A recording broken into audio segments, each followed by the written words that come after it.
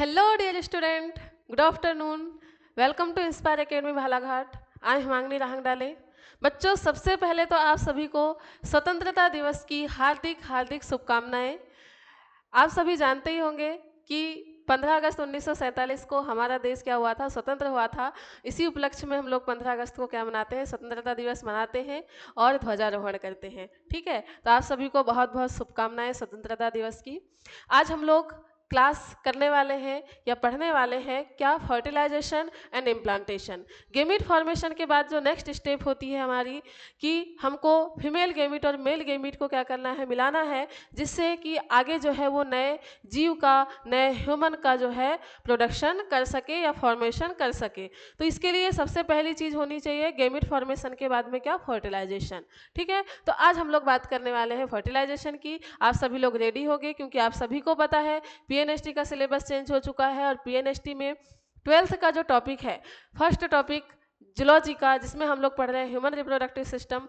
तो चूंकि आपकी बात है कितने 20 मार्क्स की और पूरे का पूरा 12th कवर करना है आपको, तो सारे के सारे सब्जेक्ट बिल्कुल डिटेल में आपको, सारे टॉपिक जो है डिटेल में आपको यूट्यूब प्लेटफॉर्म पर, इंस्पायर एकेडमी के प्लेटफॉर्म पर आपको उपलब्ध हो जाएंगे। तो आप सभी को क्या करना है, ज़्यादा से ज़्यादा लाइक करना है और शेयर करना नहीं भूलना है। और अगर कोई भी प्रॉब्लम होती है या फिर आपको वीडियो अच्छा लगता है तो कमेंट भी ज़रूर करना है। ठीक है बेटा, तो चलिए आज की क्लास को हम लोग स्टार्ट करते हैं। सबसे पहले हम बात करेंगे किसकी, फर्टिलाइजेशन की। अगर हम बात कर रहे हैं बेटा, तो आपको इससे पहले ये चीज़ पता होना चाहिए कि हमने क्या बनाया है। हमने इससे पहले पढ़ा है गेमिटोजेनेसिस। हमने क्या पढ़ा है बेटा, गेमिटोजेनेसिस पढ़ा है। गेमिटोजेनेसिस पढ़ा है और गेमिटोजेनेसिस की प्रोसेस में हमने 2 गेमिट का फॉर्मेशन किया था, मेल के टेस्टिस में और फीमेल में ओवरी में। मेल में जो मेल गेमिट होता है उसका नाम है क्या, मेल गेमिट का नाम है स्पर्म और फीमेल गेमिट का नाम है ओवम। यहाँ तक की प्रोसेस हो चुकी थी हमारी। इसके बाद में जो नेक्स्ट स्टेप होती है बेटा, नेक्स्ट स्टेप होती है गेमिटोजेनेसिस के बाद में, इसमें फर्टिलाइजेशन से पहले एक प्रोसेस होती है जिसका नाम है क्या, इनसेमिनेशन। क्या है, इनसेमिनेशन, या इसी को बोला जाता है हिंदी में वीर्य सेचन। क्या कहा जाता है, वीर्य सेचन कहा जाता है। तो फर्टिलाइजेशन की प्रोसेस के लिए सबसे फर्स्ट बात या सबसे फर्स्ट पॉइंट ये होना चाहिए कि जब स्पर्म का फॉर्मेशन किसके अंदर हो रहा है, मेल टेस्टिस के अंदर स्पर्म का फॉर्मेशन हो रहा है। टेस्टिस से आपको पता होगा कि टेस्टिस से जब स्पर्म का फॉर्मेशन हो जाता है तो वो क्या होते हैं, रेटेड टेस्टिस, एपिडिडाइमिस, वास एफरेंसिया, वास डिफरेंसिया और सेमिनल वेसाइकल से होते हुए आपके यूरेथ्रा के द्वारा बाहर निकाल दिए जाते हैं। लेकिन ये बाहर निकलते कहाँ हैं, क्या ऐसे ही बाहर निकल जाते होंगे, ऐसा तो नहीं होता है। इंसेमिनेशन की प्रोसेस क्या होती है, तो इसको याद रखना है बेटा। इंसेमिनेशन क्या होता है, तो इंसेमिनेशन अगर एक वर्ड में हम लोग याद रखें, इंसेमिनेशन अगर हम एक वर्ड में याद रखें तो आपको पता होना चाहिए कि वीर्य का मतलब सीमन का, सीमेन का पेनिस के माध्यम से, पेनिस के माध्यम से, सीमन का पेनिस के माध्यम से फीमेल वेजाइना से सर्वाइकल कैनाल, सर्वाइकल कैनाल में इंटर कराने की प्रोसेस है, कराने की प्रोसेस क्या कहलाती है बेटा, इनसेमिनेशन कहलाती है। क्या कहलाती है, इनसेमिनेशन कहलाती है, इनसेमिनेशन कहलाती है। तो इनसेमिनेशन अगर हम लोग डायरेक्टली बात करें तो सीधा बोल सकते हैं हम कि सीमन का फीमेल बॉडी में इंटर कराना इंसेमिनेशन कहलाता है। और अगर हम इसकी डेफिनेशन लिखें तो सीमन का पेनिस के माध्यम से सीमन का पेनिस के माध्यम से फीमेल की वेजाइना और सर्वाइकल कैनाल में इंटर कराने की जो प्रोसेस है उसको बोला जाता है इंसेमिनेशन। इंसेमिनेशन की जो प्रोसेस होगी बेटा, इंसेमिनेशन की जो प्रोसेस होने वाली है इसके लिए क्या होता है, कॉपुलेशन की प्रोसेस होती है। क्या होता है, कॉपुलेशन के द्वारा क्या किया जाता है, इंसेमिनेशन किया जाता है। कॉपुलेशन की प्रोसेस होती है जिसके द्वारा क्या किया जाता है, इंसेमिनेशन किया जाता है। मेल और फीमेल के बीच में कॉपुलेशन की प्रोसेस के द्वारा जो वीर्य है वो फीमेल बॉडी में इंटर करता है। अब फीमेल बॉडी में जब इंटर करता है तो इसके बाद क्या चीज़ें होती हैं और ये कैसे फर्टिलाइज्ड होता है इसकी हम लोग बात करते हैं नेक्स्ट पेज में। वीर्य सेचन आप लोगों को समझ में आ गया होगा कि क्या डेफिनेशन है इसकी। चलिए अब हम बात करते हैं कि जब इंसेमिनेशन हो जाता है तो इसके बाद में क्या होता है। तो सबसे पहले हम लोग देखेंगे, एक बार फिर से बना लेते हैं क्या, हमारी फीमेल रिप्रोडक्टिव सिस्टम। क्या बना लेते हैं, female reproductive system.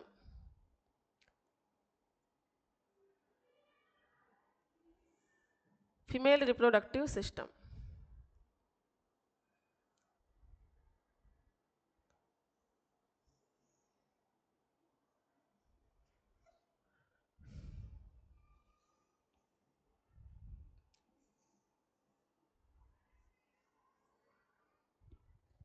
Female reproductive system हम लोग बना रहे हैं।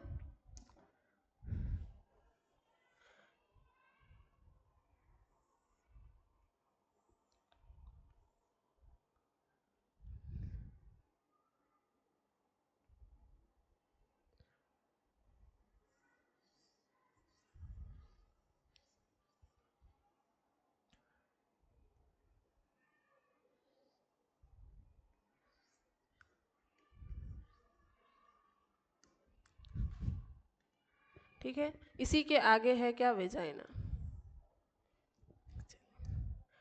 अब हम बात करते हैं सेकंड लेयर। सेकंड लेयर भी रहती है इसमें।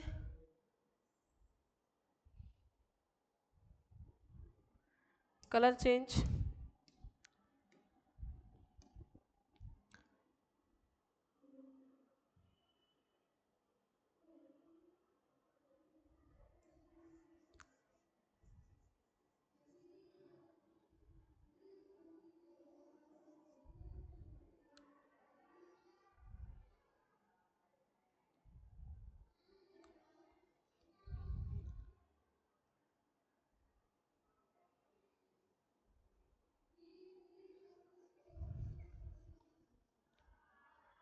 ये हो गई।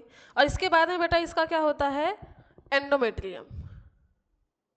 एंडोमेट्रियम की लेयर होती है।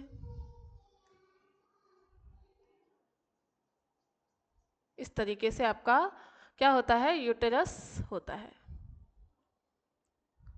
ये हो गया। अब क्या होगा, क्या होने वाला है इसके आगे, इसके आगे क्या होने वाला है तो देखेंगे बेटा। इसमें क्या होगा, एक प्रोसेस होगी इंसेमिनेशन की। इंसेमिनेशन की प्रोसेस के द्वारा क्या होगा, पेनिस, क्या होगा, जो पेनिस है, पेनिस इंटर करेगा किसमें, फीमेल वेजाइना में, जिसको बोला जाता है कॉपुलेशन। क्या बोला जाता है, कॉपुलेशन कहा जाता है। कॉपुलेशन कहा जाता है, हिंदी में इसको बोला जाता है मैथुन। क्या कहा जाता है, मैथुन कहा जाता है। जब इंसेमिनेशन की प्रोसेस होगी तो इंसेमिनेशन की प्रोसेस के द्वारा क्या होंगे, बहुत सारा वीर्य जो है इंटर करेगा कहाँ पर, फीमेल वेजाइना में। और फीमेल वेजाइना से होते हुए कहाँ जाएगा, फीमेल वेजाइना से होते हुए जाएगा कहाँ पर, फीमेल वेजाइना से होते हुए जाएगा आपका कहाँ, सर्वाइकल कैनाल। और सर्वाइकल कैनाल से होते हुए कहाँ इंटर करेगा, अब आगे इंटर कर रहे हैं स्पर्म। स्पर्म क्या है, आगे इंटर कर रहे हैं,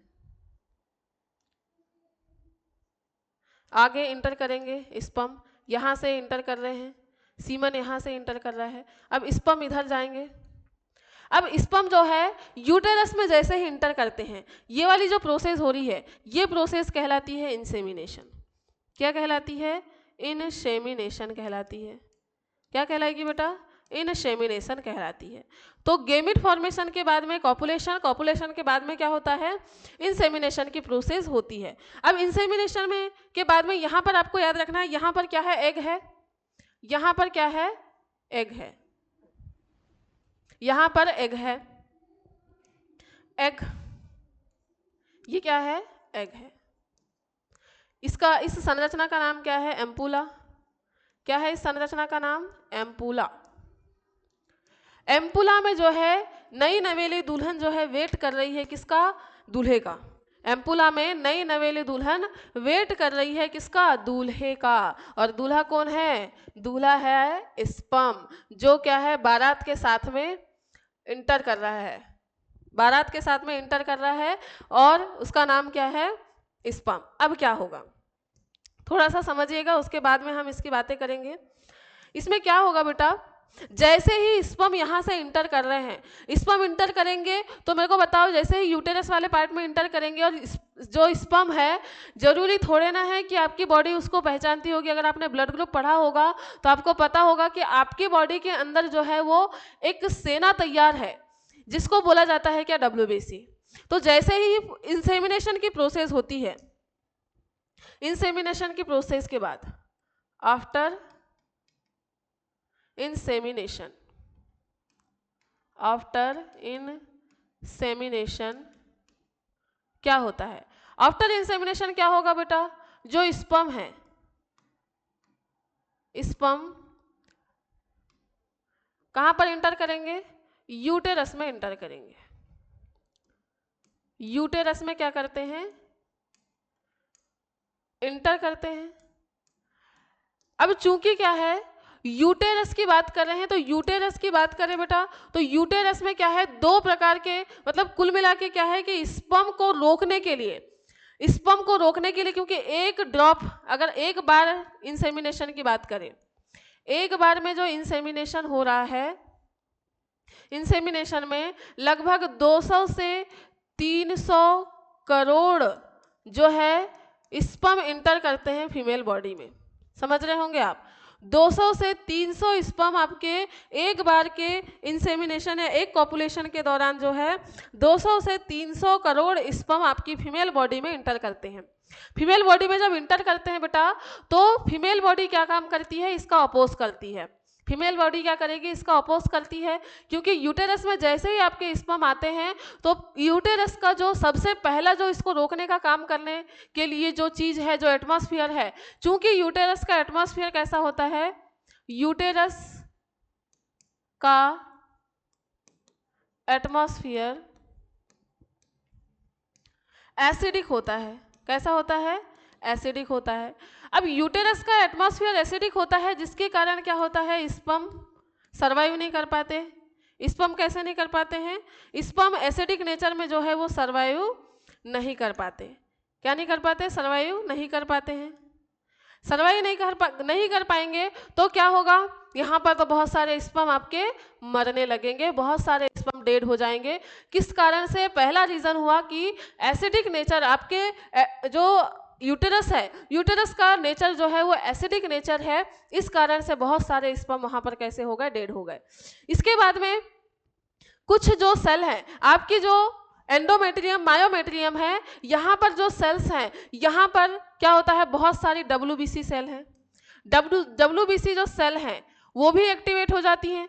क्यों एक्टिवेट हो जाएंगी बेटा, जैसे ही स्पर्म इनकी बॉडी में इंटर कर रहा है, जैसे ही इनकी बॉडी में इंटर कर रहा है तो क्या हो जाएगा, तो क्या हो जाएगा, बिकॉज स्पर्म क्या है, फॉरेन पार्टिकल, इसको समझ लेती है फॉरेन पार्टिकल। क्या होता है समझिएगा। सबसे पहली चीज हुई कि इंसेमिनेशन जब भी होगा, इंसेमिनेशन के बाद में जब स्पर्म आपके इंटर करेंगे आपकी कहाँ पर, यूटेरस में, तो पहली कंडीशन ये बनेगी कि आपके जैसे ही स्पर्म यूटेरस में इंटर करेंगे तो स्पर्म को नेचर मिलता है एसिडिक नेचर, यूटेरस का नेचर होता है एसिडिक, तो यूटेरस के एसिडिक नेचर के कारण जो है स्पर्म डेड होने लगते हैं। सेकेंड कंडीशन ये बनती है स्पर्म के मरने की कि जो आपके यूटेरस है, यूटेरस में जो आपकी वॉल है वहाँ पर बहुत ब्लड वेसल्स आ रही हैं, और आपकी ब्लड वेसल्स में बहुत सारी क्या है, WBC हैं। जैसे ही आपकी बॉडी में दूसरा कोई सेल इंटर करता है तो आपकी बॉडी ये समझ लेती है उसको कि ये जो है फॉरेन पार्टिकल है, मेरे ऊपर अटैक करने आया है, तो उसको क्या करने लगती है, कैप्चर करने लगती है, फेगोसाइटोसिस की प्रोसेस होने लगती है, जिसके द्वारा वो सेल को क्या करने लगती है, खाने लगती है। अब सेल को जब खाने लगेगी वो, तो बताइए सेल मतलब जो स्पर्म है वो मरेगा या नहीं मरेगा? तो बेटा ये सेकेंड रीजन होता है, ये क्या करने लगती है, स्पर्म का फेगोसाइटोसिस। स्पर्म को क्या करने लगती है, स्पर्म को डाइजेस्ट करने लगती है। अब ये इसके कारण भी क्या हुआ, स्पर्म को डाइजेस्ट करने के कारण भी बहुत सारे स्पर्म जो है इस कारण क्या हो जाएंगे, इस कारण केवल 200 से 300 स्पर्म ही कहाँ तक इंटर करवाते हैं बेटा, एम्पुला तक पहुंच पाते हैं, पहुंच पाते हैं। अब सोचिए 200 से 300 मिलियन, 200 से 300 मिलियन आपके क्या थे, स्पर्म थे एक जगह पर, और बचे कितने केवल, बचे कितने केवल, तो बचे हैं केवल और केवल कितने, 200 से 300 ही बचे हैं, जो कहाँ तक जा रहे हैं, जो जा रहे हैं आपके कहाँ तक, जो आपके जाएंगे एम्पुला तक। कहाँ तक जाएंगे बेटा, एम्पुला तक जाएंगे। ठीक है, तो सोचिए कितने सारे स्पर्म जो हैं वो इस एटमॉस्फेयर के कारण और WBC के कारण डेड हो गए। अब जो है जितने स्पर्म 200 से 300 स्पर्म, अब उन्होंने जो सेना हमारी तैनात थी उस सेना को पार करके, उस सेना से बच के जो स्पर्म जो है फैलोपियन ट्यूब में इंटर करेंगे, वही स्पर्म जो है फर्टिलाइजेशन का काम करेंगे। तो फर्टिलाइजेशन अब जो है, चूंकि यहाँ पर जो स्पर्म थे वो जंग लड़ने के बाद में आगे बढ़ चुके हैं, अपने टारगेट तक पहुंचने वाले मार्ग में पहुंच चुके हैं, तो अब जो है फर्टिलाइजेशन की प्रोसेस जो है स्टार्ट हो जाएगी। यहाँ तक की जो बातें हैं अगर आपको समझ में आई हैं तो आपको कमेंट बॉक्स में कमेंट करना है। एक बार फिर से रिवाइज कर रही हूँ जिससे कि आपको क्लियर हो जाए। क्या हुआ बेटा, सबसे पहले मेल और फीमेल गेमिट का जैसे ही फॉर्मेशन होता है और उसके बाद में सेकेंड प्रोसेस होती है फीमेल और मेल में कॉपुलेशन की प्रोसेस होती है, जिसके द्वारा क्या होगा, कॉपुलेशन की प्रोसेस के द्वारा पेनिस जो है वेजाइना में इंटर करता है, और वेजाइना में जब पेनिस के द्वारा क्या किया जाता है, सीमन इंटर करवाया जाता है, तो उसको बोला जाता है क्या, इंसेमिनेशन। पेनिस के माध्यम से जब सीमन फीमेल बॉडी में इंटर करता है, वेजाइना में इंटर करता है, सर्वाइकल कैनाल में इंटर करता है, तो इसको बोला जाता है इंसेमिनेशन। तो याद रखना है, इंसेमिनेशन में पेनिस के द्वारा सर्वाइकल कैनाल में क्या किया जाता है, सीमन को छोड़ा जाता है। अब सीमन चला गया तो सीमन में क्या है, बहुत सारे शुक्राणु है, बहुत सारे स्पर्म हैं। ये स्पर्म बेटा जैसे ही सर्वाइकल कैनाल को पार करके कहाँ जाते हैं, आपके सर्वाइकल कैनाल को पार करके यूटेरस वाले पार्ट में जैसे ही इंटर करते हैं, तो इनके लिए एक डरावना माहौल क्रिएट हो जाता है। और ये डरावना माहौल क्या होता है, ये डरावना माहौल होता है एसिडिक माहौल, क्योंकि यूटेरस में जो है एसिडिक एटमॉस्फेयर है, जो क्या है स्पर्म के लिए सही नहीं है, स्पर्म जो है वहाँ पर सर्वाइव नहीं कर पाते हैं। अब इसके कारण क्या होता है, बहुत सारे स्पर्म तो एसिडिक नेचर के कारण आपके डेड हो गए।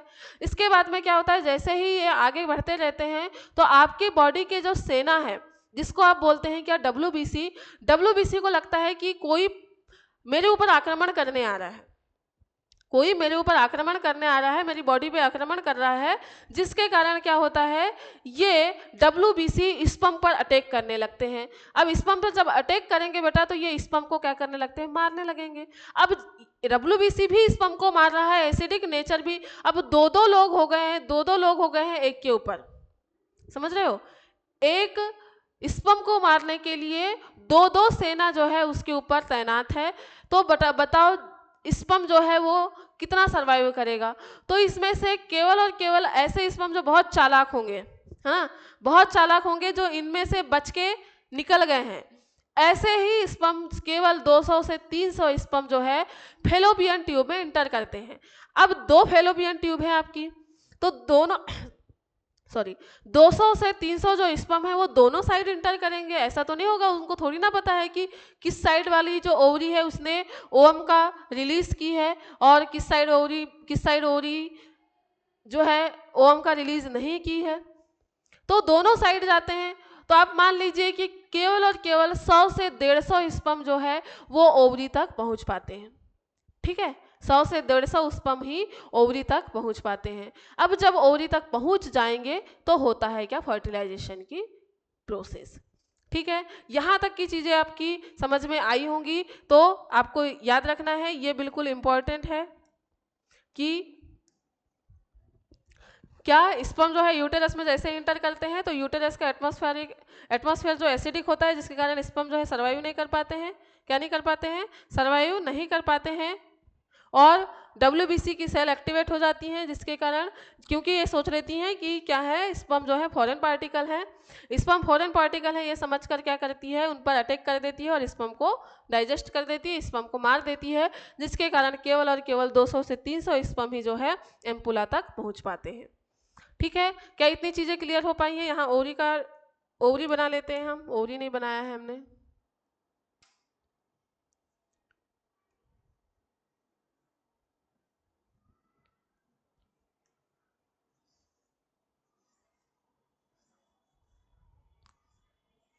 ठीक है, चलिए। तो इस तरीके से जो है आपकी इंसेमिनेशन की प्रोसेस होती है। इसके बाद इंसेमिनेशन के बाद हम लोग नेक्स्ट बात करेंगे किसकी? फर्टिलाइजेशन की। अब हम बात करेंगे किसकी? फर्टिलाइजेशन की। Fertilisation.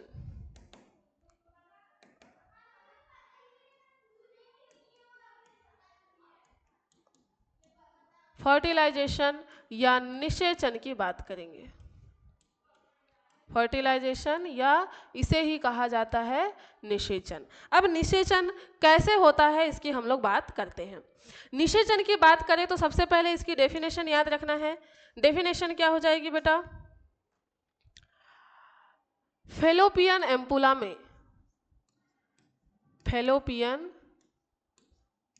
Ampulla, fallopian ampullary region, ampullary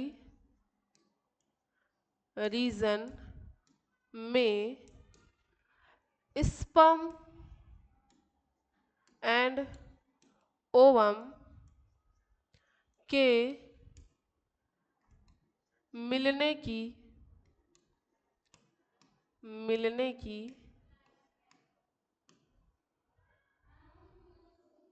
sperm और ओवम के फ्यूज होकर जायगोट के निर्माण की प्रक्रिया क्या कहलाती है? फर्टिलाइजेशन कहलाती है।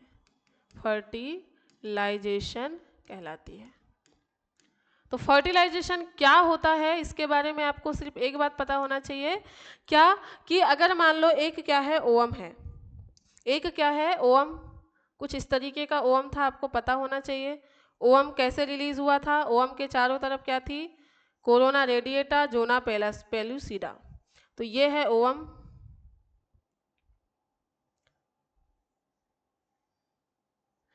ओवम इसके अंदर बना लेते हैं हम। ये रह गया आपका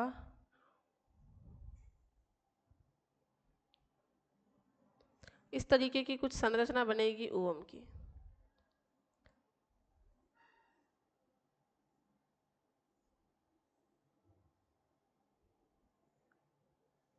ठीक है, ओवम की स्ट्रक्चर इस तरीके की होती है बेटा। इसमें क्या होगा? एक न्यूक्लियस होगा। इसमें क्या होगा? एक न्यूक्लियस होता है।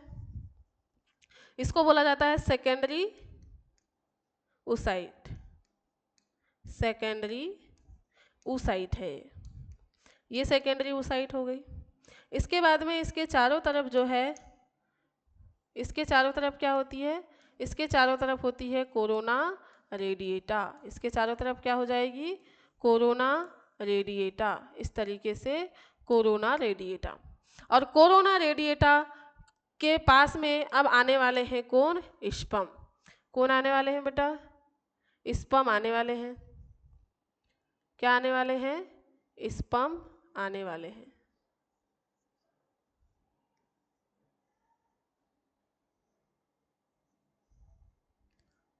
अब देखो स्पर्म आ रहे हैं, ठीक है। ये क्या है? स्पर्म है। अब एक ही स्पर्म तो आएगा नहीं।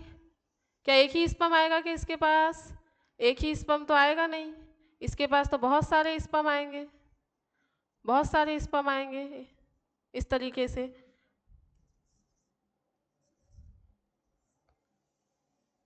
बहुत सारे स्पर्म आएंगे।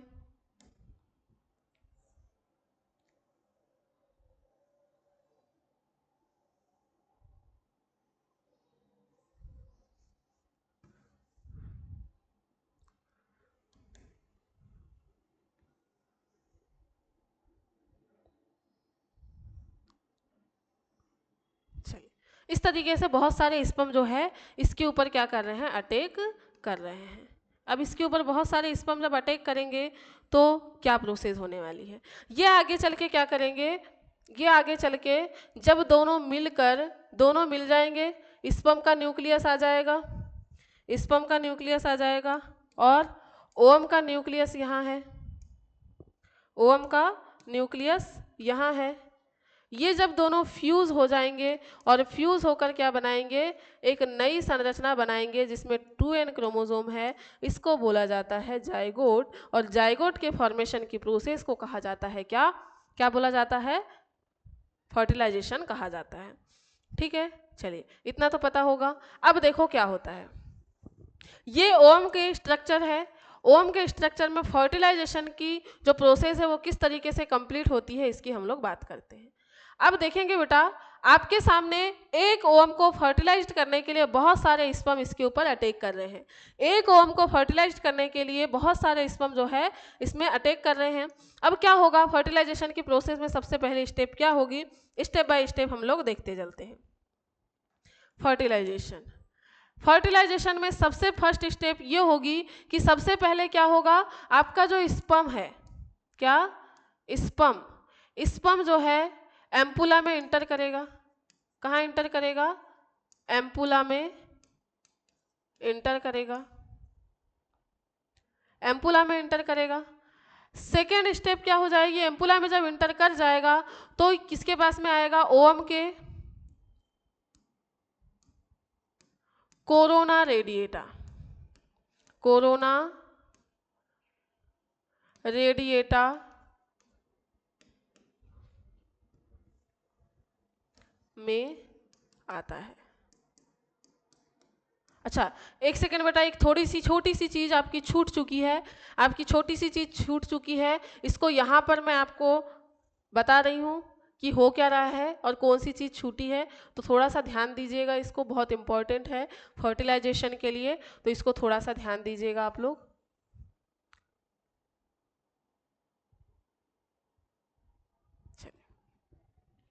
बेटा जब स्पर्म, आपका जो स्पर्म है कुछ इस तरीके का स्ट्रक्चर होता है स्पर्म का, कुछ इस तरीके का स्ट्रक्चर होता है किसका? स्पर्म का। आप लोगों को याद होगा, आप लोगों ने पढ़ा है, ठीक है। यहाँ होता है इसका एक्रोसोम और यहाँ होता है इसका क्या? न्यूक्लियस। और यहाँ इस तरीके की क्या होती है? इसकी टेल, ठीक है। इस तरीके की कुछ स्पर्म की संरचना आपने देखा था।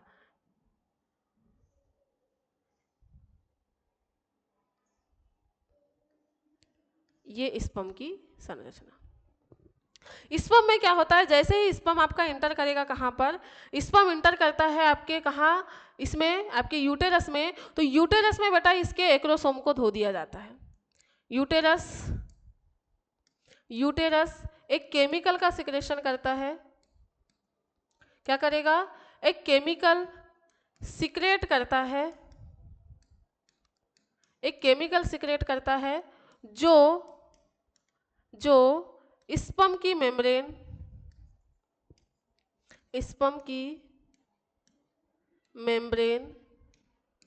को क्या करता है? तोड़ देता है। स्पर्म की मेम्ब्रेन को क्या करता है? तोड़ देता है। अब स्पर्म की मेम्ब्रेन को तोड़ दिया किसने?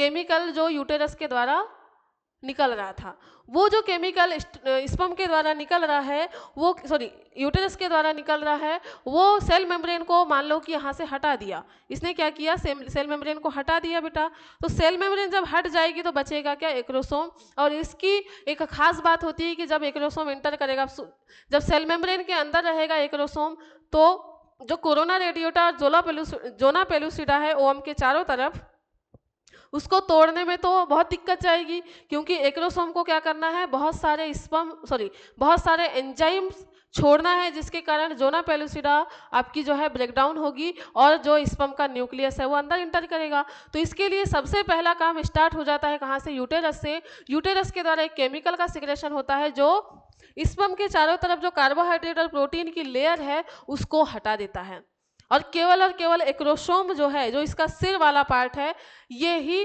बिना सेल मेम्ब्रेन के आगे की तरफ इंटर करता है। ठीक है, तो इंपॉर्टेंट बात है ये, इसको किसके लिए, फर्टिलाइजेशन के लिए। अब क्या होगा, रेडिएशन में आता है तो क्या करेगा, कोरोना रेडिएटा के कांटेक्ट में आता है और कोरोना रेडिएटा को भेद कर, किसको, कोरोना रेडिएटा से जोना पेलुसिडा में इंटर करता है। जोना पेलुसिडा में क्या करता है, इंटर करता है। अब देखिए, जोना पेलुसिडा से में इंटर किया तो अब क्या होगा, चूंकि इसका एक्रोसोम जो है, एक्रोसोम के सामने की मेम्ब्रेन जो है वो खत्म हो चुकी है, तो मेम्ब्रेन जब खत्म होगी बेटा, तो ये जो एक्रोसोम आपका था, ये एक्रोसोम क्या करेगा, जोना पेलुसिडा में अपने एंजाइम्स छोड़ने लगेगा। क्या करेगा, जोना पेलुसिडा में अपने एंजाइम्स छोड़ने लगेगा, जिसके कारण ये अंदर धंसता हुआ चलेगा। क्या करेगा, अंदर धंसता हुआ चलेगा। तो ये क्या करता है, एक्रोसोम के द्वारा, किसके द्वारा, एक्रोसोमल एंजाइम्स, आपको एंजाइम्स के नाम याद होंगे और नहीं है याद तो एक बार देखिएगा बेटा। एंजाइम्स के द्वारा जोना पेलुसिडा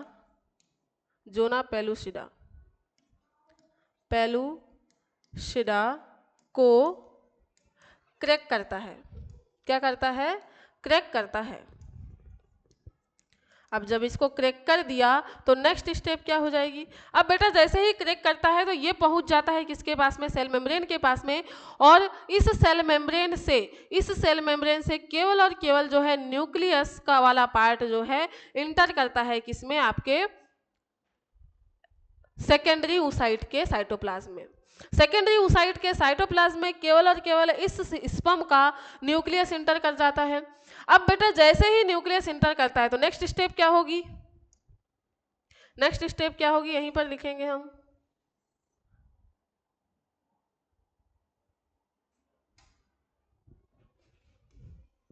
नेक्स्ट स्टेप यहीं पर हम लोग देख लेते हैं।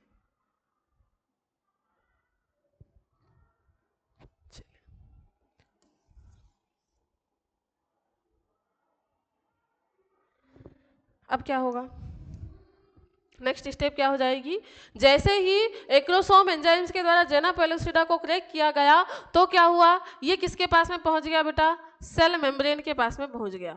किसके पास में पहुंच गया, सेल मेम्ब्रेन के पास पहुंच गया। और सेल मेम्ब्रेन के पास पहुंचने पर इसके बाद में क्या करेगा, फिफ्थ स्टेप ये हो जाएगी कि न्यूक्लियस, स्पर्म का न्यूक्लियस, स्पर्म का न्यूक्लियस कहाँ पर,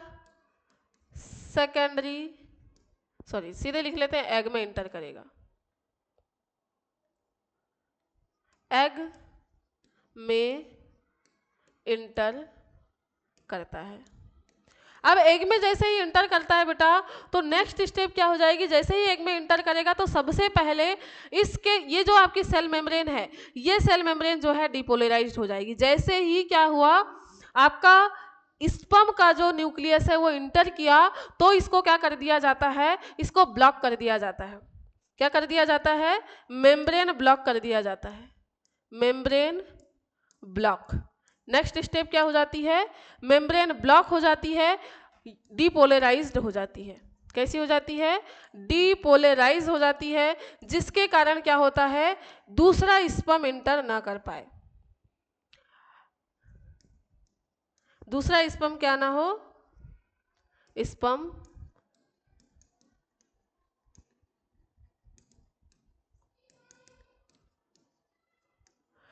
दूसरा स्पर्म जो है ओवम के अंदर इंटर ना कर पाए। अब चूंकि क्या हुआ है, देखिए जैसे ही क्या हुआ है, स्पर्म जो है आपके फेलोपियन ट्यूब में इंटर किया, फेलोपियन ट्यूब से होते हुए एम्पुलरी रीजन में जब आता है, तो एम्पुलरी रीजन में क्या है बेटा, एक नई नवेली दुल्हन जो है मस्त इंतजार कर रही है। 24 घंटे के लिए तो आई है, सिर्फ 24 घंटे के लिए है वो वहां पर। उसके बाद में वो क्या है, वेट करेगी, और नहीं अगर मिला उसको स्पर्म तो भाग जाएगी, गुस्सा हो जाएगी, ठीक है। लेकिन अभी तो बैठी हुई है वो, तो जब ओवम के पास में जाएगी, ओवम के पास में जब आपका स्पर्म इंटर करता है बेटा, तो ओवम के चारों तरफ 2 लेयर हैं।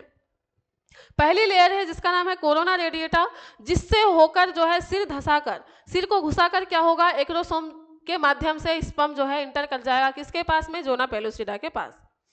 जैसे ही जोना पेलुसिडा के पास में स्पर्म इंटर करेगा, अपने एक्रोसोम को ब्रस्ट करने के बाद में क्या करेगा, एक्रोसोम भ्रष्ट हो जाएगा और उससे बहुत सारे एंजाइम निकलेंगे जो क्या करेंगे, जोना पेलुसिडा को तोड़ देंगे।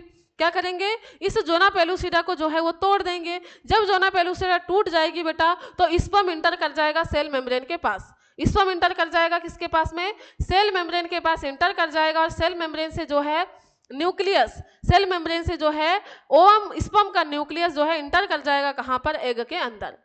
जैसे ही स्पर्म एग के अंदर इंटर करेगा, तो अब तो जो है इसने अपना जो है दूल्हा तो मिल गया, इसको दुल्हन जो इंतजार कर रही थी उसको दूल्हा मिल गया है ना। अब क्या होगा कि दूसरे दूल्हे को आने देगा क्या दूल्हा तो बहुत ज्यादा पॉजिटिव है कि दूसरे दूल्हे को जो है दूसरे किसी स्पर्म को यहाँ पर आने नहीं देना है, इतना पॉजिटिव है। तो इस पॉजिटिवनेस को बरकरार रखने के लिए वो क्या करता है, सेल मेम्ब्रेन को डीपोलराइज्ड कर देता है, जिसके कारण अगला वाला स्पर्म, क्योंकि पोलराइजेशन होगा तभी जो है बाहर से चीजें अंदर आ पाएंगी। डीपोलराइज हो गया, आपको पता होगा जब नर्वस सिस्टम पढ़ा था आपने, तो नर्वस सिस्टम में पोलराइजेशन और डीपोलराइजेशन क्या होता है इसकी हमने बात किया है, ठीक है। तो जैसे ही आपकी सेल मेम्ब्रेन डीपोलराइज्ड हो जाती है, तो डीपोलराइजेशन के बाद में अब जो है कोई भी चीज अंदर नहीं आएगी, और इसके बाद में क्या होता है, जोना पेलुसिडा जो है अपने ऊपर एक रिसेप्टर लगा लेती है। जोना पेलुसिडा के ऊपर क्या लग जाते हैं, JP3 जो है रिसेप्टर्स भी क्रिएट हो जाते हैं, रिसेप्टर क्रिएट हो जाते हैं। अब ये जो JP3 रिसेप्टर है और डीपोलराइजेशन की जो प्रोसेस है, ये दोनों मिलकर ये कैसी हो रही है, डीपोलराइज्ड हो रही है, डीपोलराइज्ड। ये दोनों जो है ब्लॉक करते हैं किसको, आपकी सेल मेम्ब्रेन को ब्लॉक कर देते हैं, जिसके कारण जो है अगला वाला स्पर्म, अब देखिए रिसेप्टर आ गए, JP3 रिसेप्टर आ गए। ये रिसेप्टर जो है एक्रोसोम के एंजाइम्स के खिलाफ काम करते हैं। एक्रोसोम के एंजाइम जोना पेलुसिडा को अब तोड़ ही नहीं सकते, अब वो क्या हो जाएंगे, वहीं पर डेड हो जाएंगे। 2 दिन तक जिंदा रह सकते हैं आपके स्पर्म, 2 दिन बाद में मर जाएंगे और वो फिर कैसे हो जाएंगे, बाहर निकाल दिए जाएंगे। लेकिन केवल एक ही स्पर्म है जिसने इंटर कर लिया है, वो क्या करता है, एक नया एटमॉस्फेयर क्रिएट करता है, ब्लॉक कर देता है मेम्ब्रेन को एग की, जिसके कारण क्या होता है, अगला वाला स्पर्म इंटर नहीं कर पाता है। तो नोट करके लिखिएगा, नोट करके आपको याद रखना है, क्या पॉइंट याद रखना है कि only one sperm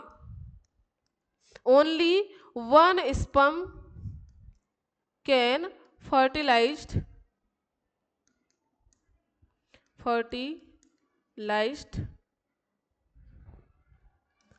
to egg. केवल और केवल एक ही स्पर्म जो है वो एग को फर्टिलाइज कर सकता है, एक ही स्पर्म एग को फर्टिलाइज कर सकता है। एक स्पर्म अगर अंदर इंटर किया, बार बार एक ही शब्द बोल रही हूँ, अगर एक स्पर्म अंदर इंटर कर चुका है तो वो क्या करता है, सेल मेम्ब्रेन आपकी ओवम के द्वारा एक केमिकल सिक्रेट किया जाता है, जिसके कारण JP3 रिसेप्टर बन जाते हैं। और JP3 रिसेप्टर्स क्या करते हैं, अगले बार जो भी स्पर्म आएंगे वो अगर एंजाइम्स भी छोड़ेंगे जो रिसेप्टर्स के ऊपर लगेंगे, तो वो जो है टूटने से, जोना पेलुसिडा को टूटने से रोकेगा, जोना पेलुसिडा को टूटने ही नहीं देगा। अब अगली बार ठीक है। और दूसरी चीज क्या हो गई कि सेल मेम्ब्रेन जो है डिपोलराइज्ड हो गई, तो अंदर स्पर्म इंटर नहीं कर पाएगा। अब इसने एक माहौल तैयार कर लिया है, किसने, स्पर्म ने और ओवम ने मिलकर एक माहौल तैयार कर लिया है कि अब जो है मैं बिल्कुल रेडी हूं किसके लिए, ओवम और स्पर्म के मिलने के लिए। ठीक है। तो अब जो है जब एटमॉस्फेयर बनके तैयार हो जाएगा, कोई भी अंदर स्पर्म नहीं इंटर कर पाएगा, ब्लॉक हो जाएगा। इसके बाद में जो है फर्टिलाइजेशन की प्रोसेस होगी। इसके बाद में जब फर्टिलाइजेशन की प्रोसेस होगी तो क्या होगा बेटा, इसके बाद जब फर्टिलाइजेशन की प्रोसेस होगी तो क्या होगा, तो फर्टिलाइजेशन की प्रोसेस अब कैसे होगी याद रखना है। इसके बाद में क्या होगा इसको ध्यान रखेंगे। इसके बाद की बात हम कर रहे हैं, नेक्स्ट पेज में करेंगे। नेक्स्ट पेज में देखते हैं हम क्या हो गया। सबसे पहली चीज क्या हुआ बेटा, सबसे पहली चीज क्या हुआ है, ये आपका ओवम था, ये क्या है, ओवम है।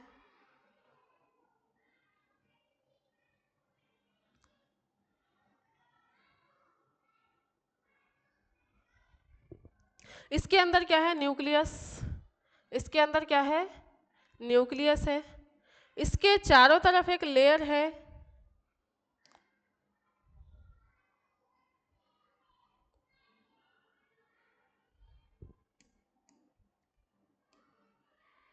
चलिए इसके चारों तरफ एक लेयर है,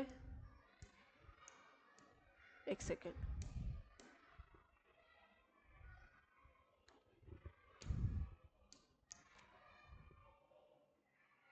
इसके चारों तरफ जो लेयर है उसका नाम क्या है, जोना पेलुसिडा।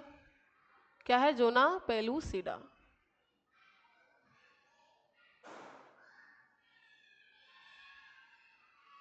जोना पेलुसिडा है। और जोना पेलुसिडा के बाहर क्या है, जोना पेलुसिडा के बाहर क्या है, कोरोना रेडिएटा। क्या है, कोरोना रेडिएटा, ये है कोरोना रेडिएटा। और इसके अंदर इंटर कर गया है क्या, स्पर्म का न्यूक्लियस। तो एक बार इसको देख लेते हैं, नाम इसके देखेंगे। ये क्या है, corona radiata, corona radiata, corona radiata. Corona radiata के बाद में क्या है बेटा, जोना पेलुसिडा दिखाई दे रहा है, ये देख लेते हैं यहीं पर, जोना पेलुसिडा, जोना पेलुसिडा है। जोना पेलुसिडा के अंदर है ovarian membrane, sorry egg membrane. क्या है, एग मेम्ब्रेन है। और एग मेम्ब्रेन के अंदर क्या है, ये है सेकेंडरी ऊसाइट। क्या है, सेकेंडरी ऊसाइट, सेकेंडरी ऊसाइट। और ये क्या है बेटा, ये है स्पर्म का न्यूक्लियस। स्पर्म का क्या है, न्यूक्लियस। अब नेक्स्ट स्टेप क्या होगी, इसके बाद की बात करते हैं। अब मैं केवल और केवल क्या बनाऊंगी जी, जोना पेलुसिडा बनाऊंगी, कोरोना रेडिएटा नहीं बनेगा। क्या बनेगा, केवल और केवल जोना पेलुसिडा बनेगा। तो जोना पेलुसिडा बना लेते हैं हम। जोना पेलुसिडा क्योंकि आपके इम्प्लांटेशन तक रहता है, इसलिए जोना पेलुसिडा बना लेते हैं। जोना पेलुसिडा,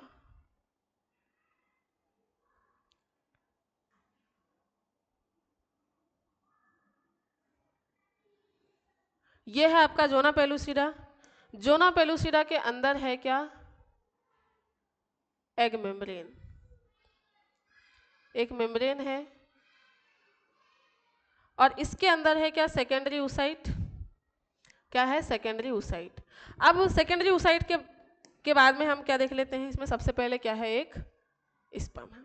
अब बेटा इसमें क्या होगा, जैसे ही स्पर्म इंटर करेगा किसके अंदर, आपके इसके अंदर, आपके ओवरी के ओवम के अंदर, तो ये ओवम जो है ये क्या करेगा, ओवम क्या करेगा, ये जो ओवम है इसमें अभी तक केवल और केवल जो है फर्स्ट मियोसिस कंप्लीट हुआ था। इसमें क्या हुआ था, केवल और केवल क्या हुआ था बेटा, अभी तक फर्स्ट मियोसिस कंप्लीट हुआ था जिसमें हमने सेकेंडरी oocyte की बात किया था। फर्स्ट मियोसिस के द्वारा क्या बना था, सेकेंडरी oocyte बना था। ये सेकेंडरी oocyte, इसको यहाँ पर हम देख ले रहे हैं, ये जो सेकेंडरी oocyte है ये है आपका सेकेंडरी oocyte। ये सेकेंडरी oocyte में क्या होगा, इसके बाद की प्रोसेस देख रहे हैं हम लोग। ये जो सेकेंडरी oocyte है आपका, ये सेकेंडरी oocyte क्या करेगा बेटा, ये सेकेंडरी oocyte करेगा कौन सा डिवीजन, मियोसिस सेकेंड। क्या करेगा, मियोसिस सेकेंड डिवीजन जो है ये कंप्लीट करेगा। जब मियोसिस सेकेंड डिवीजन कंप्लीट करेगा तो इससे जो है दो सेल बनेंगी, एक सेल बनेगी बड़ी सेल और एक सेल बनेगी क्या, छोटी सेल। एक सेल बनेगी बड़ी सेल, एक सेल बनेगी छोटी सेल। बड़ी सेल को बोला जाएगा क्या, एग। बड़ी सेल को बोला जाएगा एग, और छोटी वाली क्या है, सेकेंड पोलर बॉडी। छोटी वाली क्या है, यह है सेकेंड पोलर बॉडी। क्या है ये, सेकेंड पोलर बॉडी। तो दो जो आपका, अब जैसे ही स्पर्म इंटर किया, स्पर्म का न्यूक्लियस इंटर करेगा किसके अंदर, आपके एग के अंदर।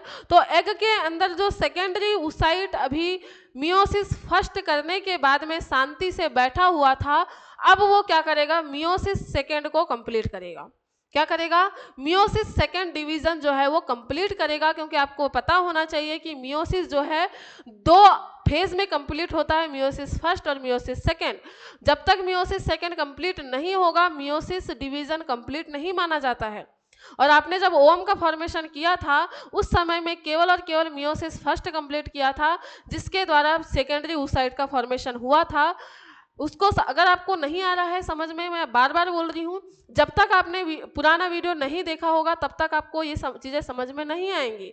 अगर आपने ये चीज़ पढ़ लिया है, मान लो कि आज की क्लास ले लिया आपने, और अगर आप चाहते हैं कि ये चीज़ें हमको समझ में आए करके, तो इसके बाद भी आप क्या कर सकते हैं, वो वाला वीडियो देखें, उसके बाद में फिर इसको फिर से रिवाइज कर सकते हैं, तो आपके माइंड में बिल्कुल सेट हो जाएगा। बहुत ही ईजी लैंग्वेज में आपको समझाने की कोशिश कर रही हूँ हो क्या रहा है। ओम का जैसे ही फॉर्मेशन हुआ, ओम के फॉर्मेशन के में केवल और केवल सेकेंडरी oocyte बचा हुआ था। जब आपके इंसेमिनेशन की प्रोसेस हुई, तो इंसेमिनेशन की प्रोसेस के द्वारा स्पर्म जब इसके पास में आया, जोना पेलुसिडा को भेद कर आपके एग के अंदर इंटर किया, तो एग का जो सेकेंडरी oocyte है, ओम का जो सेकेंडरी oocyte है, ये सेकेंडरी oocyte आप क्या करेगा, मियोसिस सेकेंड करने के लिए एक्साइटेड हो गया और मियोसिस सेकेंड कंप्लीट करता है। मियोसिस सेकेंड कंप्लीट तो करता है बेटा, लेकिन इससे भी ये भी कैसा होता है, अनइक्वल डिवीजन होता है। ये भी डिवीजन कैसा है, अनइक्वल डिवीजन है। अनइक्वल डिवीजन का मतलब क्या हुआ, अनइक्वल डिवीजन का मतलब ये हुआ कि इसमें एक जो है सेल, एक सेल बड़ी बनेगी और एक सेल कैसी बनेगी, छोटी बनेगी। एक सेल बड़ी बनेगी और एक सेल कैसी बनेगी, छोटी बनेगी। जिसके द्वारा क्या होगा, जिसको हम क्या बोलते हैं, एक सेल जो है बड़ी है जिसको एक सेल बोलते हैं, और दूसरी जो है वो सेकेंड पोलर बॉडी है। तो इसको हम लोग अब देख लेते हैं, इसको हम देख लेते हैं। एग जो है इस तरीके से, एग सेल यहाँ पर है, एग सेल यहाँ पर है, किसके पास में, स्पर्म के पास में, स्पर्म के पास में। और एक सेल जो है, एक सेल यहाँ कहीं पर साइड में हो जाएगी ये, और इसके चारों तरफ क्या है, एक लेयर इस तरीके से बन गई है।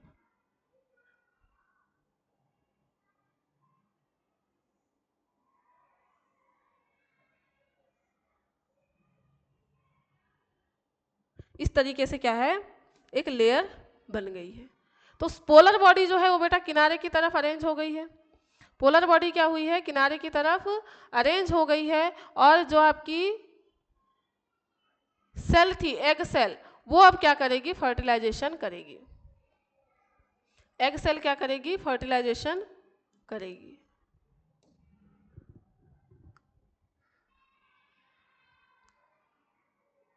चलिए, अब एग सेल क्या करने वाली है, फर्टिलाइजेशन करने वाली है।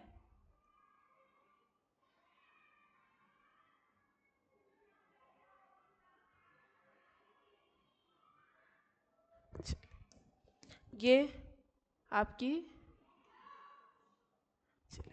अब क्या होगा, इनके बीच में क्या है, साइटोप्लाज्म, इस तरीके से डाल देते हैं। ये अब आगे चल के क्या करेंगी, नेक्स्ट स्टेप क्या हो जाएगी इसकी, ये क्या हो गई है, सेकेंड स्टेप में क्या हुआ है, पोलर बॉडी साइड में चली गई है, क्या हो गई है, पोलर बॉडी साइड में अरेंज हो चुकी है, हो जाती है, साइड में अरेंज हो जाती है। नेक्स्ट स्टेप क्या हो जाएगी, देखेंगे नेक्स्ट स्टेप, जोना पेलुसिडा वैसा का वैसा ही बनेगा। जोना पेलुसिडा के अंदर क्या है, जोना पेलुसिडा के अंदर है मेम्ब्रेन, और इस मेम्ब्रेन में क्या है, इस मेम्ब्रेन में है फर्टिलाइज्ड। अब इनका क्या हो जाएगा, ये फ्यूज हो जाएंगे, क्या हो जाएंगे, फ्यूज हो जाएंगे, और फ्यूज होने के बाद में एक नई सेल का फॉर्मेशन करेंगे, क्या बनाएंगे, एक नई सेल बनाएंगे। ये क्या बनाएंगे, एक नई सेल बनाएंगे जिसका न्यूक्लियस देख लेते हैं हम, ये नई सेल है जिसका न्यूक्लियस ये है। और आपकी पोलर बॉडी तो अभी भी किनारे की तरफ है, पोलर बॉडी क्या है, अभी भी किनारे की तरफ इस तरीके से यहाँ पर है। थोड़े समय के बाद में ये पोलर बॉडी बेटा डिस्ट्रॉय हो जाएगी, इसको डाइजेस्ट कर लिया जाएगा। अब जो संरचना बनी है ये क्या हो चुकी है, फर्टिलाइज्ड, फर्टिलाइजेशन ऑफ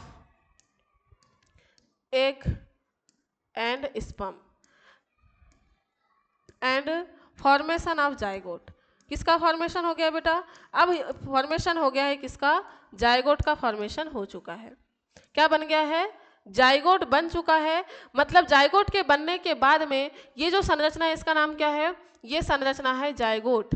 क्या संरचना बनी है, जाइगोट बन गया है, जिसको बोला जाता है क्या, युग्मनज। क्या कहा जाता है, युग्मनज कहा जाता है। और इस युग्मनज पे आके जो है फर्टिलाइजेशन की प्रोसेस कंप्लीट हो जाती है। एक बार फिर से रिवाइज कर रही हूँ, फर्टिलाइजेशन एक बार फिर से रिवाइज कर रही हूँ, देखेंगे आप। देखिए फर्टिलाइजेशन की बात करें बेटा तो फर्टिलाइजेशन एम्पुलरी रीजन में स्पर्म और ओवम के फ्यूज होने को होकर जाइगोट बनाने की जो प्रोसेस है वो क्या कहलाती है, फर्टिलाइजेशन कहलाती है। फर्टिलाइजेशन की प्रोसेस में हमने देखा जैसे ही आपका स्पर्म जो है एम्पुला में इंटर करता है तो एम्पुला में क्या है, एक नई नवेली दुल्हन वेट कर रही है जिसका नाम है क्या, ओवम। ओवम जब इंटर करता है तो ओवम की संरचना की बात किया हमने कि ओवम में सबसे बाहर की तरफ कार्पस ल्यूटियम है, सेकेंड लेयर जोना पेलुसिडा की है, इसके बाद में इसकी एक मेम्ब्रेन है और उसके अंदर जो है सेकेंडरी ऊसाइट है। उसके अंदर क्या है, सेकेंडरी ऊसाइट है। सेकेंडरी ऊसाइट जो है मियोसिस फर्स्ट कंप्लीट करके केवल मतलब बोलना चाहिए आधा डिवीजन करके बैठी हुई है, अभी आधा डिवीजन बाकी है। वो आधा डिवीजन तभी होगा जब स्पर्म जो है इसके अंदर इंटर कर जाएगा। समझ में आ रहा है, जब स्पर्म आपके ओवम के पास में ओवम के अंदर इंटर कर जाएगा तभी सेकेंडरी ऊसाइट जो है वो आपका मियोसिस सेकेंड कंप्लीट करेगी। जैसे ही स्पर्म इंटर करता है किसके पास, ओवम के पास में आता है तो कोरोना रेडिएटा के संपर्क में आता है, कोरोना रेडिएटा को भेद कर उसमें से छुपते छुपाते निकल कर कहाँ तक पहुँच जाता है, जोना पेलुसिडा के पास पहुँच जाता है। जैसे ही जोना पेलुसिडा के पास पहुँचा तो इसका जो एक्रोसोम है वो बहुत सारे एंजाइम रिलीज करता है। आपको पता होगा कि जो एक्रोसोम है उसमें 2 प्रकार के एंजाइम होते हैं, तो वो एंजाइम्स जो होते हैं बेटा वो जोना पेलुसिडा को क्या करने लगते हैं, तोड़ने लगते हैं। तोड़ने के बाद में क्या होता है, अक्रैक करने लगते हैं और तोड़कर क्या होता है, एक्रोसोम के माध्यम से आपका जो स्पर्म है वो मेम्ब्रेन तक पहुंच जाता है। और मेम्ब्रेन में पहुंचने के बाद में इस आपके स्पर्म में से केवल और केवल कौन सा पार्ट बेटा, केवल और केवल न्यूक्लियस जो है आपकी ओवम के अंदर इंटर कर जाता है। ओवम के अंदर जैसे ही इंटर करता है स्पर्म का न्यूक्लियस, इसमें बहुत सारे चेंजेस आते हैं। चूंकि ये चाहता है कि मैं अगर आ गया हूं तो कोई दूसरा जो है, दूसरा दूल्हा मतलब कौन, स्पर्म। दूसरा दूल्हा मतलब कौन, स्पर्म। किसके लिए आ रहे हैं, वो दुल्हन के लिए आ रहे हैं। स्वयंवर है ना, क्या है, स्वयंवर है। तो दुल्हन जो है वेट कर रही है कि जो पहले आएगा, जो यहाँ तक पहुंच जाएगा, जो पहले पहुंचेगा, मैं क्या करूंगी, उसी के साथ में फ्यूज होंगी। ये कौन कह रहा है, ओवम कह रही है। तो जैसे ही स्पर्म जो है इंटर करता है किसके पास में, सेकेंडरी ऊसाइट के पास में, अब जो आपकी ओवम है, ओवम के जो चारों तरफ की मेम्ब्रेन है वो कैसी हो जाएगी, डीपोलराइज्ड हो जाएगी। और जो और जो आपका ओवम है केमिकल का सिक्रेशन करेगा, जिसके कारण आपके जोना पेलुसिडा के ऊपर JP3 रिसेप्टर्स बन जाएंगे, जो अगले वाले स्पर्म के अंदर इंटर करने को रोकते हैं, जिसको बोला जाता है ब्लॉक मेम्ब्रेन। क्या बोला जाता है? ब्लॉक मेम्ब्रेन बोला जाता है। मेम्ब्रेन को ब्लॉक कर दिया जाता है, जिसके कारण कोई अदर स्पर्म जो है इंटर ना कर पाए, किसके अंदर, ओवम के अंदर इंटर ना कर पाए, और जो दूल्हा पहले आ चुका है उसके साथ में खुशी खुशी कौन, आपकी दुल्हन अपने आगे की प्रोसेस कर सके। ठीक है, सोचो कितना पॉजिटिव है वो दूल्हा, और दुल्हन भी कितनी स्मार्ट है कि जैसे ही एक दूल्हा मिल गया, अब स्वयंवर खत्म। क्या हो गया? स्वयंवर खत्म हो गया। जो 200 से 300 दूल्हे आ रहे थे, अब स्वयंवर की कहानी हो गई खत्म, क्योंकि उसको वर तो मिल गया उसका। ठीक है, अब क्या होगा? जब ब्लॉक कर दिया जाता है तो इसके बाद प्रोसेस स्टार्ट होती है कि अब जो है ब्लॉक कर दिया तो सेकेंडरी oocyte, जिसने अभी तक मियोसिस सेकेंड डिवीजन कंप्लीट नहीं किया था, वो सबसे पहला काम करता है मियोसिस सेकेंड कंप्लीट करता है। ये आपका कौन सा है? सेकेंडरी oocyte है। इसका नाम क्या है? Secondary oocyte। सेकेंडरी oocyte बेटा तुरंत ही क्या करने लगेगा? मियोसिस सेकेंड कंप्लीट करेगा, और ये डिवीजन भी अनइक्वल होता है, जिसके कारण 2 सेल का फॉर्मेशन होता है। एक बड़ी सेल होगी और एक सेल कैसी होती है? छोटी होती है। छोटी जो सेल होगी उसको पोलर सेल बोला जाता है, जो डिवीजन नहीं करती है, और एक सेल होती है, एक सेल जो क्या होगी? फर्टिलाइजेशन करेगी, स्पर्म के साथ में अपना आगे का काम करने वाली है। ठीक है, ये जो प्रोसेस हो रही है बहुत सारा काम करने के लिए तो हो रही है। आगे जो है दूल्हा दुल्हन को क्या करना है? दूल्हा दुल्हन को मिलना है, और दूल्हा दुल्हन आगे चल के क्या करेंगे? एक नए जो है एक नए ह्यूमन का फॉर्मेशन करने वाले हैं, एक नए बच्चे का निर्माण करने वाले हैं, एक नए एम्ब्रियो को जन्म देने वाले हैं। इसके लिए इनको कोई डिस्टर्ब ना करे, इसलिए इन्होंने क्या कर दिए हैं? अपने चारों तरफ ब्लॉक कर दिए हैं, एक कमरे में बंद कर दिए हैं। अब दूसरा कोई जो है बाहर से इधर नहीं आ पाएगा, दरवाजा बंद। अब क्या हुआ? जैसे ही ब्लॉक हुआ उसके बाद में स्टार्ट कर दिया किसने?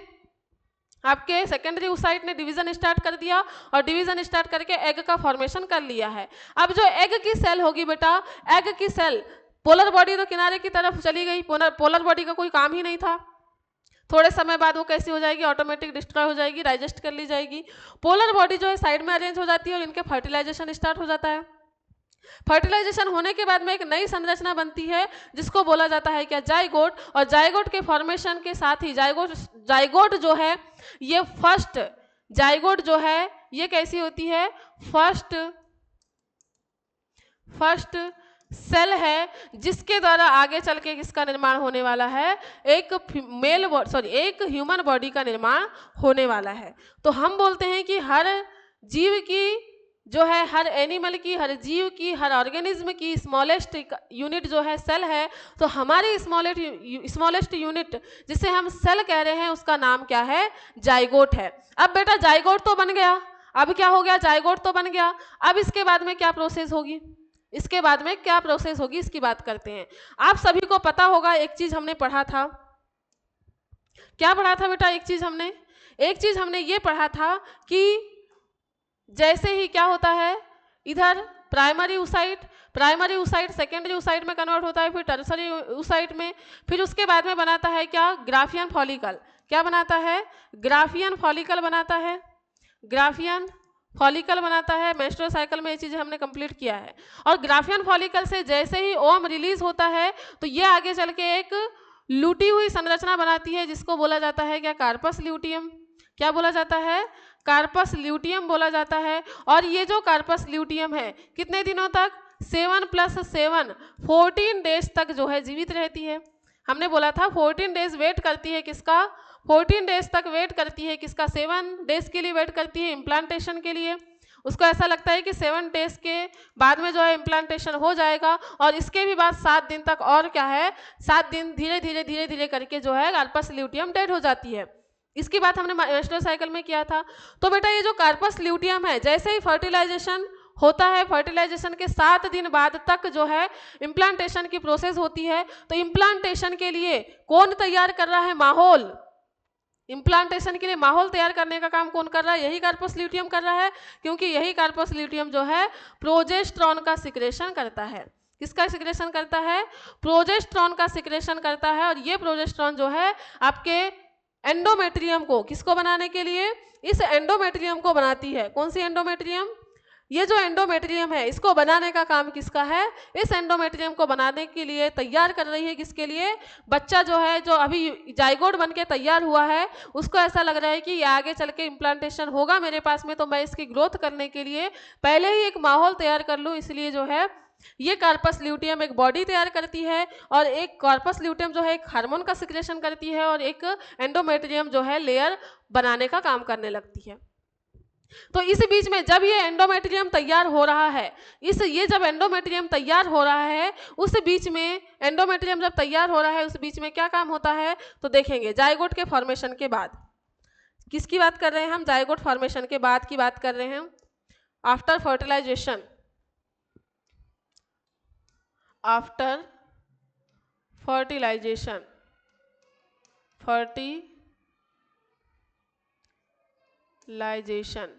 आफ्टर फर्टिलाइजेशन क्या होगा बेटा? फर्टिलाइजेशन के बाद में सेकेंड स्टेप होगी क्लीवेज। क्या होगी? क्लीवेज होगी, मतलब विदलन की प्रोसेस होगी। विदलन कहा जाता है जाइगोट के आगे जो इम्प्लांटेशन तक से पहले, फर्टिलाइजेशन के बाद और इम्प्लांटेशन के पहले, मतलब जाइगोट से लेकर के ब्लास्टोसिस्ट बनने तक की प्रोसेस क्या कहलाती है? क्लीवेज कहलाती है। यहां पर लिख लेंगे क्लीवेज क्या है।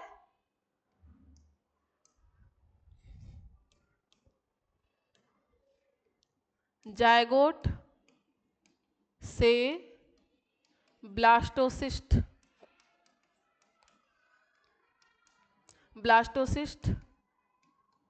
बनने की प्रोसेस है, जिसके द्वारा क्या होगा? इसमें केवल और केवल क्लीवेज में क्या होने वाला है बेटा? क्लीवेज में इसमें केवल और केवल कौन सा डिवीजन होगा? माइटोसिस डिवीजन होगा। माइटोसिस डिवीजन, माइटोसिस डिवीजन करेगा आप कौन? आपका जाइगोट। क्या करेगा क्लीवेज में? जाइगोट माइटोसिस डिवीजन स्टार्ट कर देता है। अब जब माइटोसिस डिवीजन स्टार्ट कर दिया इसने, तो कैसे बनाएगा? अब आपके पास में देखना है कि क्लीवेज में क्या होता है। तो हमारी क्लास का टॉपिक क्या है? फर्टिलाइजेशन के बाद हम लोग देख रहे हैं क्या? क्लीवेज। क्या देख रहे हैं? क्लीवेज। यहां देख लेते हैं हम क्लीवेज। क्लीवेज में क्या होगा? सबसे पहले हम लोग देख लेते हैं क्या है। जोना पेलुसिडा है। क्या है? Zona pellucida. तो हम बना लेते हैं जोना पेलुसिडा।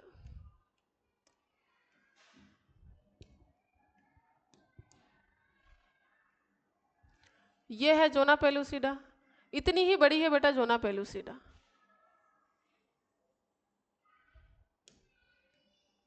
जोना पेलुसिडा तो बड़ी हो नहीं रही है, जोना पेलुसिडा तो उतनी की उतनी ही बड़ी है।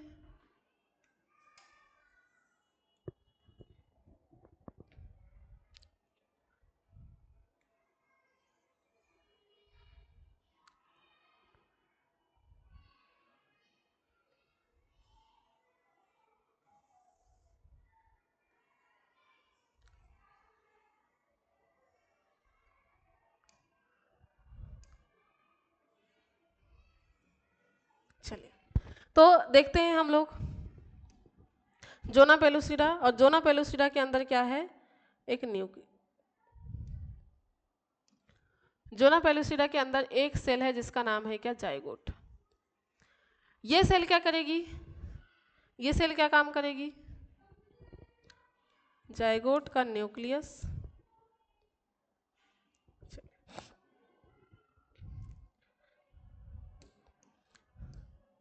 ये सेल क्या काम करेगी? माइटोसिस। माइटोसिस करेगी। माइटोसिस करेगी तो कितनी सेल बनेंगी बेटा? इतने ही भाग में ये जो है 2 सेल बना लेगी, क्योंकि जोना पेलुसिडा तो हटेगी नहीं। तो यहाँ कितनी सेल बना रही है? ये 2 सेल बना रही है। कितनी सेल बनी? एक माइटोसिस डिवीजन से 2 सेल बनी। एक माइटोसिस डिवीजन से कितनी सेल बनी? 2 सेल बनी है। और ये है इसका न्यूक्लियस। ठीक है, स्टेप याद रखना है, 7 स्टेप होती हैं।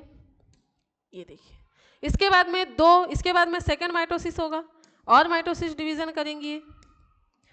ये देखिए माइटोसिस डिवीजन। अब बेटा पूरा का पूरा माइटोसिस डिवीजन के द्वारा ही जो है अब सेल बॉडी जो है, सेल जो है वो आगे चलेगी, आगे पूरा का पूरा माइटोसिस डिवीजन करेगी, क्योंकि इसको क्या करना है, अब जो है एम्ब्रियो का फॉर्मेशन करना है, बॉडी को डेवलप करना है, एम्ब्रियो को डेवलपमेंट करना है। इसलिए केवल और केवल अब क्या होने वाला है, माइटोसिस डिवीजन होने वाला है। तो 1 से 2 सेल बनी, तो 2 से कितनी सेल बनाएंगे, 2 से 4 सेल बनेंगे, लेकिन जोना पेलुसिडा अभी भी वैसा ही है, 2 से 4 सेल बनाएंगे, लेकिन जोना पेलुसिडा अभी भी वैसा ही है। 1 2 3 4।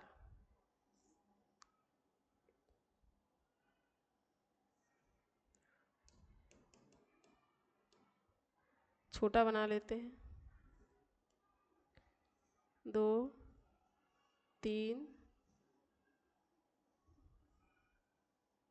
4।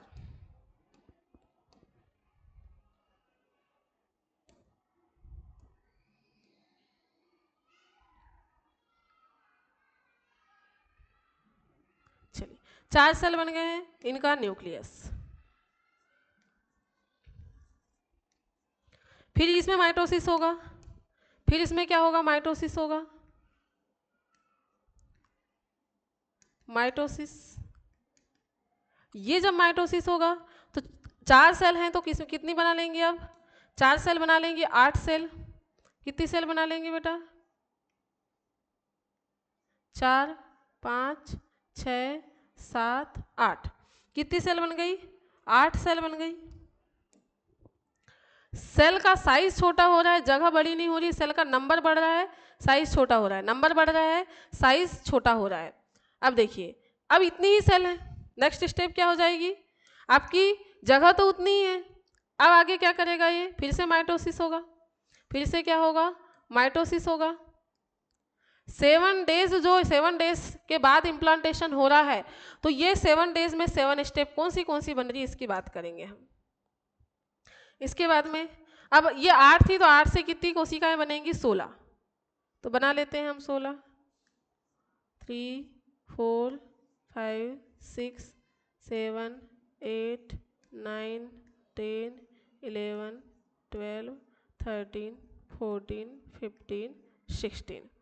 तो कितनी सेल्स बन गई बेटा, 16 सेल्स बन गई। और इनके न्यूक्लियस, बिना न्यूक्लियस के सेल तो होगी नहीं, तो 16 कोशिकाएं बन गई हैं, 16 कोशिकाएं बन गई। और 16 से आगे जो है बहुत सारी कोशिकाएं बनेंगी, 16 से 32। फिर से बना लेते हैं, फिर से होगा तो बहुत सारी कोशिकाएं बनेंगी।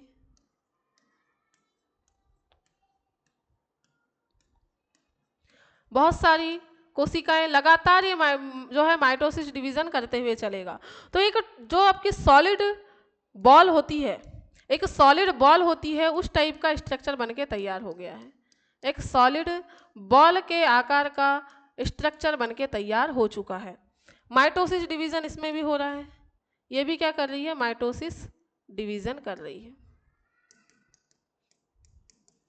Mitosis division. अब देखिए सबसे पहले क्या हुआ, जाइगोट है ये, इसका नाम क्या है, जाइगोट। ये है क्या, जाइगोट। जाइगोट ने डिवीजन किया, तो इसमें कितनी है, 2 सेल है, इसमें कितनी है, 4 सेल बनी। 4 सेल के बाद में कितनी सेल बनी बेटा, 8 सेल बनी। 8 सेल से लेकर 16 सेल तक का जो स्ट्रक्चर होता है उसको बोला जाता है क्या, मोरूला। 8 से लेकर 16 सेल तक का जो स्ट्रक्चर होता है उसको बोला जाता है मोरूला। तो फर्स्ट जो संरचना बनेगी जाइगोट के बाद में वो क्या है, मोरूला है। क्लीवेज की बात कर रहे हैं, आप समझेंगे इस चीज को। क्लीवेज हो रहा है मतलब ये इनका विदलन हो रहा है, लगातार डिवीजन कर रही है, माइटोसिस डिवीजन कर रही है, जिससे एक कोशिका से 2 से 4, 4 से 8, 8 से 16 बनी। 8 से जब 16 कोशिकाओं की एक संरचना बन रही है, इस संरचना को बोला जा रहा है मोरूला। क्या बोला जा रहा है, मोरूला बोला जा रहा है। और मोरूला के बाद में जो है नेक्स्ट संरचना जो बन रही है इसका नाम है क्या, ब्लास्टूला। क्या नाम है, ब्लास्टूला। ये क्या है? सॉलिड,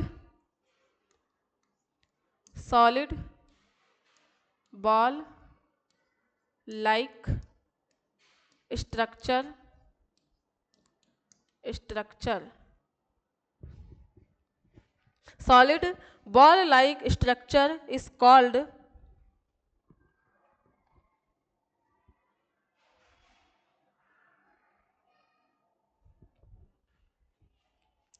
इसको क्या करें, कहाँ लिखें इसको? हम थोड़ा, एक सेकेंड,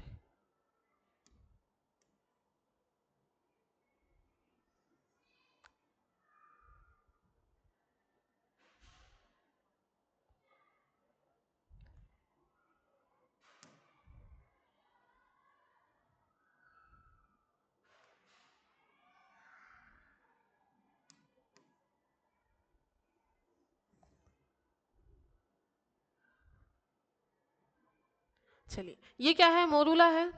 और इसको क्या बोला जा रहा है बेटा? Solid ball like structure is called blastula. क्या कहा जाएगा?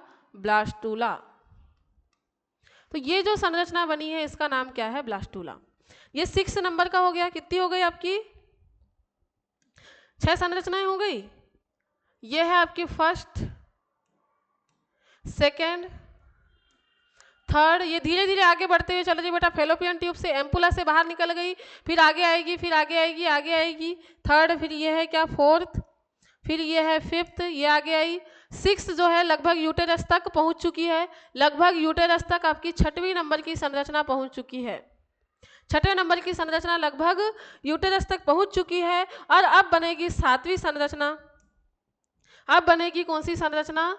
7वीं संरचना, और जिसका नाम क्या है देखेंगे हम। ये है आपकी 7वीं संरचना। सॉरी, अभी भी साइज इसका नहीं बढ़ा है, तो साइज क्यों बढ़ाएं हम? ये है आपका। इसके बाद में अब क्या होगा बेटा? इसके बाद में जो आपकी यहाँ पर बहुत सारी संरचना दिख रही है ना, एक सॉलिड बॉल के लाइक स्ट्रक्चर दिख रहा है। ऐसा लग रहा है कि पूरी तरीके से अंदर जो है बहुत सारी सेल्स हैं। इन सेल्स को क्या बोला जाता है देख लेंगे यहाँ पर। इन सेल्स का नाम दे देते हैं बेटा। इन सेल्स को बोला जाता है, ये जो बहुत सारी सेल्स बन रही है ना, ये बहुत सारी सेल्स जो बन रही है इनको बोला जाता है क्या? ब्लास्टोमियर। इन सेल्स को बोला जाता है क्या? ब्लास्टोमियर।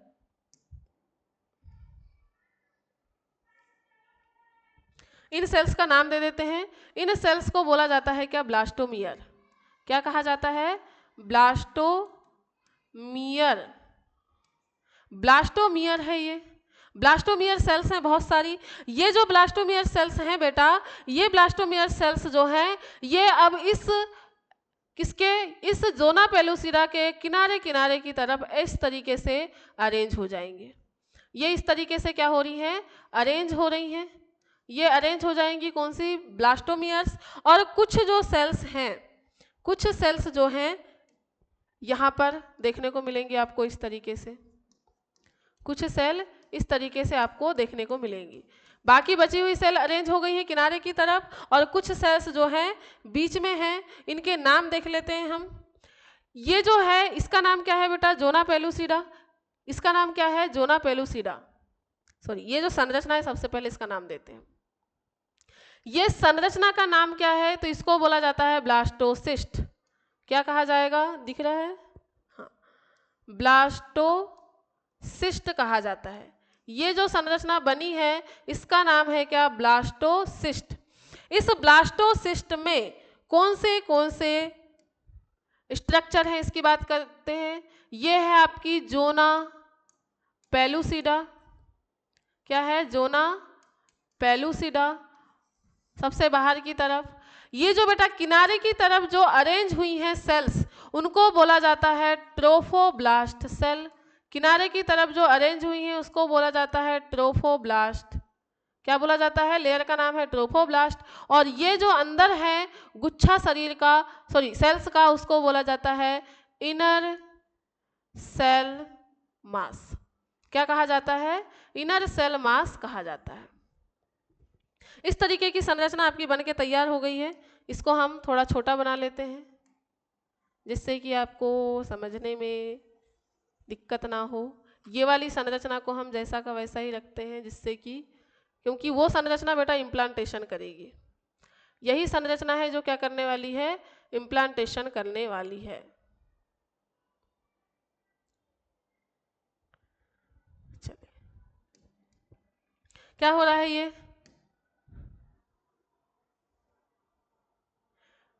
ये संरचना बनी 7वें नंबर की। ये क्या है, 6वें के बाद में 7वां नंबर है इस संरचना का नाम। और इस 7वें नंबर की संरचना जो बनी है, 7वें नंबर की जो संरचना बनी है, इसका नाम क्या है, तो इसका नाम है बेटा ब्लास्टोसिस्ट। इसका नाम क्या है, ब्लास्टोसिस्ट है। और ब्लास्टोसिस्ट की बात किया हमने, तो ब्लास्टोसिस्ट में सबसे बाहर की तरफ क्या है, जोना पेलुसिडा है। जोना पेलुसिडा के अंदर जो आपकी ब्लास्टोमियर अरेंज हुई है, उसको बोला जाता है आउटर लेयर। जो है ये क्या है, आउटर लेयर है, आउटर लेयर। इस आउटर लेयर को क्या कहा जाता है, इस आउटर लेयर को कहा जाता है ट्रोफोब्लास्ट। और ये जो इनर सेल मास है, यही आगे चल के किसका फॉर्मेशन करेगा बेटा, एम्ब्रियो का फॉर्मेशन करेगा। क्या करेगा, एम्ब्रियो का फॉर्मेशन करेगा। अब ये जो संरचनाएं बन रही हैं, ये कहाँ बनेगी, इसकी बात करते हैं। एक बार फिर से हमको बनाना पड़ेगा क्या, ये जो सब हो रहा है, तो इसको बनाना पड़ेगा। सबसे पहले फिर से हमको बनाना पड़ेगा यूटेरस। क्या बनाएंगे हम, यूटेरस।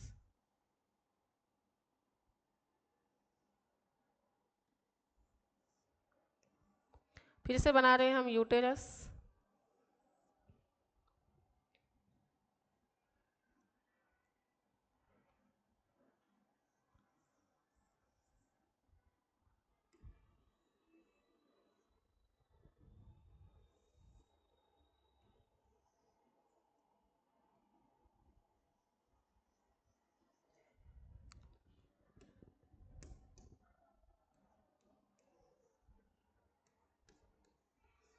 ठीक है, इसके बाद में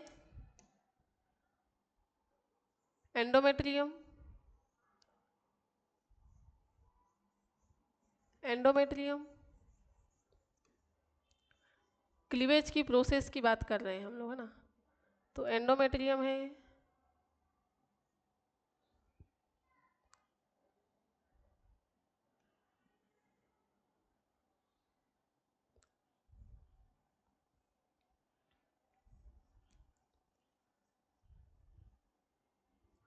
एंडोमेट्रियम। एंडोमेट्रियम बनाना है, इसका नाम क्या है, मायोमेट्रियम।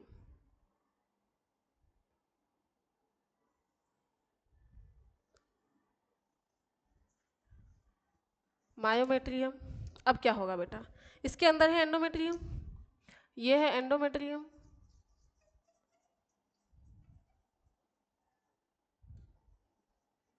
एंडोमेट्रियम,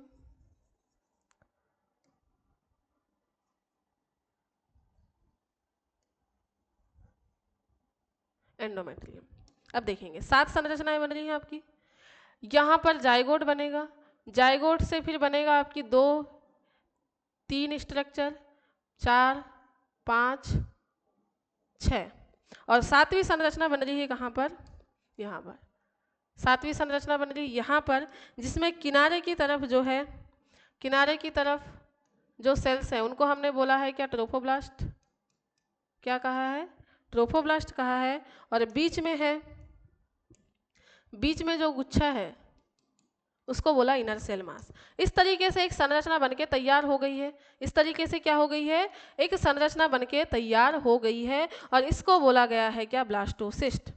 इसको क्या बोला गया है, ये है ब्लास्टोसिस्ट। Blastocyst, blastocyst. अब जो ब्लास्टोसिस्ट तैयार हो गई है, इसका होगा क्या, इम्प्लांटेशन। इसका क्या होगा, इम्प्लांटेशन होगा बेटा।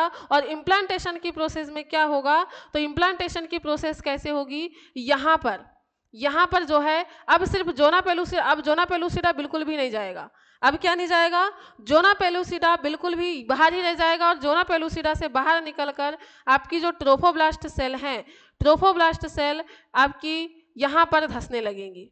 ट्रोफोब्लास्ट सेल क्या है, यहाँ पर धंसने लगती हैं इस तरीके से, इस तरीके से धंसने लगी। बीच में क्या है इसका, बीच में है इनर सेल मास, बीच में क्या है, इनर सेल मास है। और बेटा इसके चारों तरफ जो है एंडोमेट्रियम कवरिंग करने लगती है। इसके चारों तरफ क्या करेगी?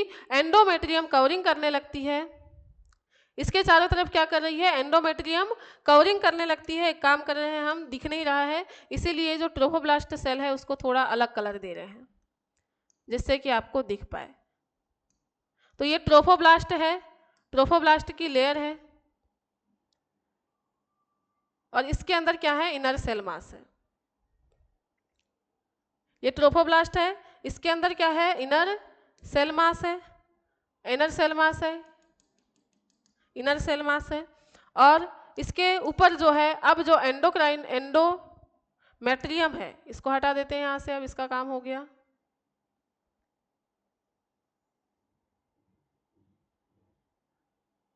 चलिए, अब एंडोमेट्रियम इसके चारों तरफ क्या करने लगेगी? इसको चारों तरफ से कवर करने लगेगी। चारों तरफ से कवर करने लगेगी तो ये जो प्रोसेस है इसी को कहा जाता है इम्प्लांटेशन। इसको क्या कहा जाता है? इम्प्लांटेशन कहा जाता है। क्या कहा जाएगा?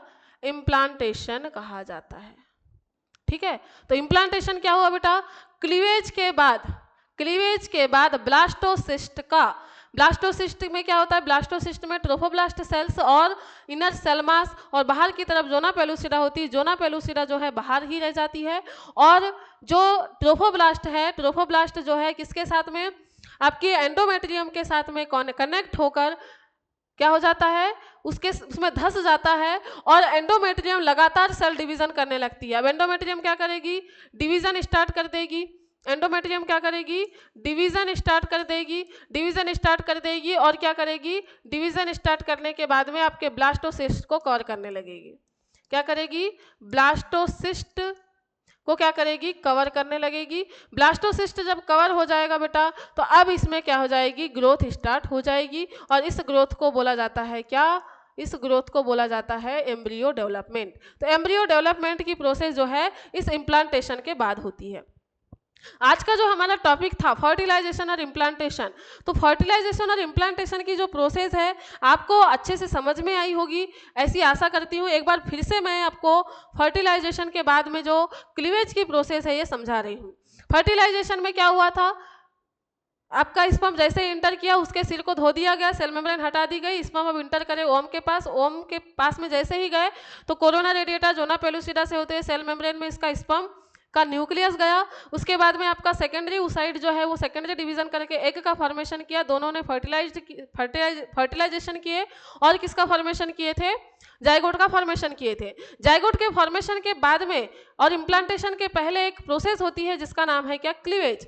क्लीवेज की प्रोसेस में जाइगोट जो है बहुत सारी कोशिकाओं की संरचना का एक बॉल के समान स्ट्रक्चर तैयार करता है जिसको हम बोलते हैं ब्लास्टोसिस्ट। ब्लास्टोसिस्ट इसलिए बोला गया क्योंकि बीच में एक कैविटी का निर्माण हो गया, क्योंकि सेल जो है वो अरेंज हो चुकी हैं, लेकिन जोना पेलुसिडा अभी साथ में चल रही है। तो क्लीवेज की जो प्रोसेस होती है उसमें क्या होता है बेटा?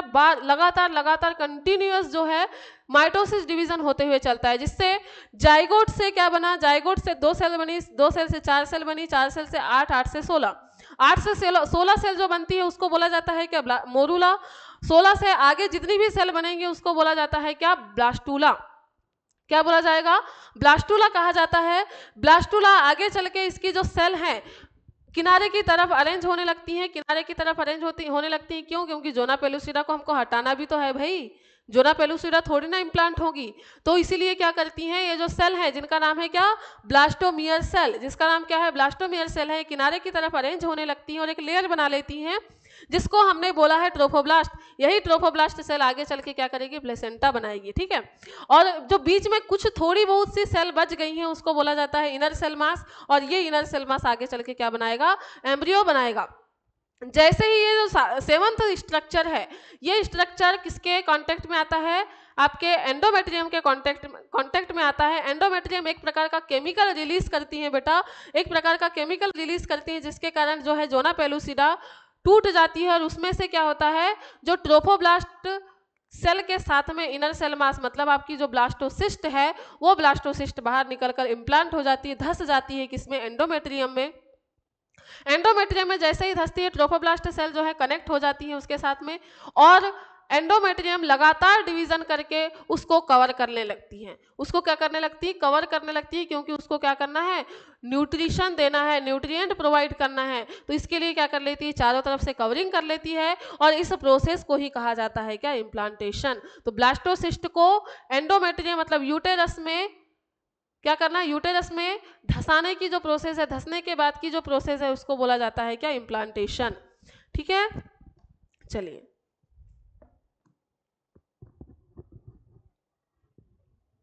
ठीक है, चलिए तो डेफिनेशन एक बार इसकी लिख लेते हैं। ब्लास्टोसिस्ट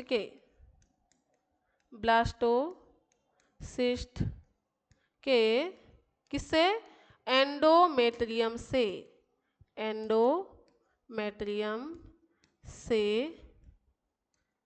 एम्बेडेड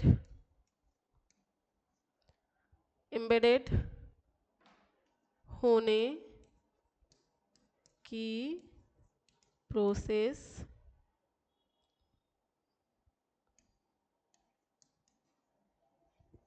इम्प्लांटेशन कहलाती है। क्या कहलाती है? एम्बेडेड होने की प्रोसेस जो है वो इम्प्लांटेशन कहलाती है। और इम्प्लांटेशन जैसे ही होगा बेटा, तो इम्प्लांटेशन के बाद में स्टार्ट हो जाती है क्या? Pregnancy time. इम्प्लांटेशन के बाद में स्टार्ट हो जाता है क्या? Pregnancy time. अब स्टार्ट करेंगे हम, इसके बाद में हमारा जो भी चीज़ें होंगी, जो भी चीज़ें पढ़ेंगे हम प्रेगनेंसी में वाले पीरियड का पढ़ेंगे। प्रेगनेंसी होगी, क्योंकि जैसे ही इम्प्लांटेशन हो गया मतलब आपकी प्रेगनेंसी स्टार्ट हो गई। इम्प्लांटेशन मतलब प्रेगनेंसी स्टार्ट हो गई है।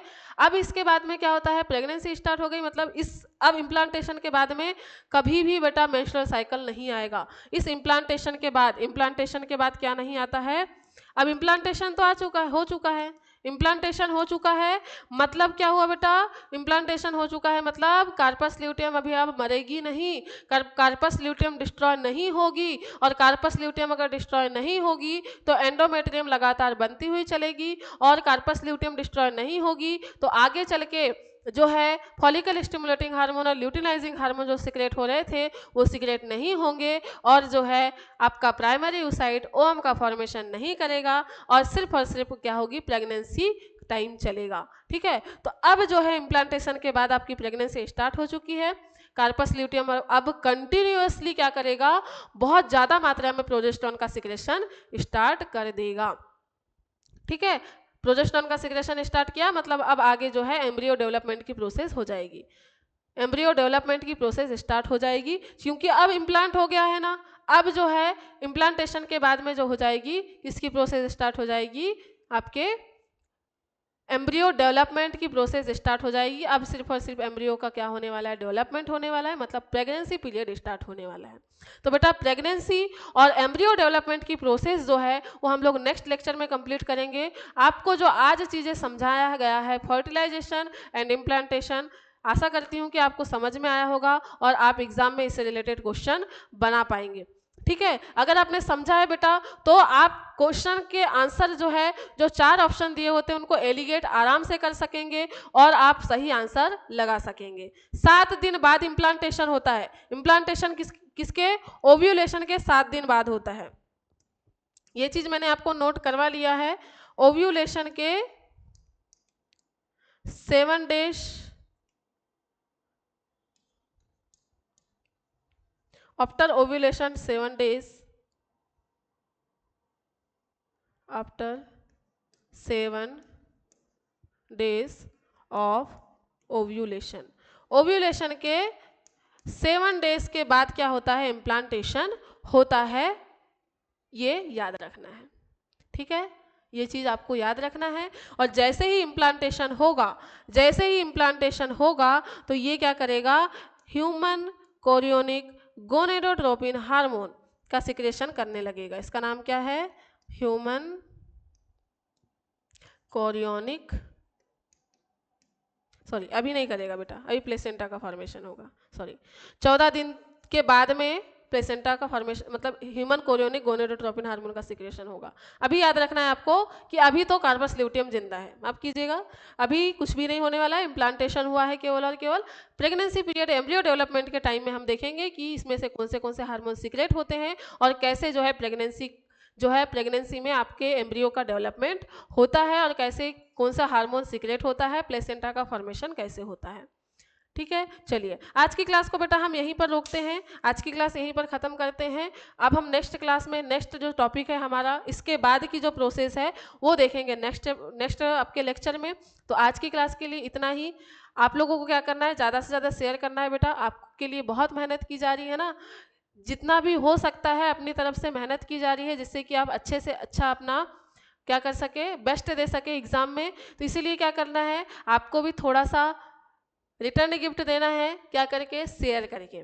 ठीक है, शेयर करना है, लाइक करना है, कमेंट करना है। और अगर आपको ऐसे ही वीडियोस कंटिन्यूस चाहिए और आप देखना चाहते हैं कंटिन्यू, तो इंस्पायर एकेडमी बालाघाट के चैनल को सब्सक्राइब करने के बाद बेल आइकॉन जरूर दबा लेना, जिससे कि आपको नोटिफिकेशन जो है क्लास के टाइम का मिल सके। ठीक है, चलिए फिर से आपको स्वतंत्रता दिवस की बहुत बहुत शुभकामनाएं। Bye bye, take care, have a nice day.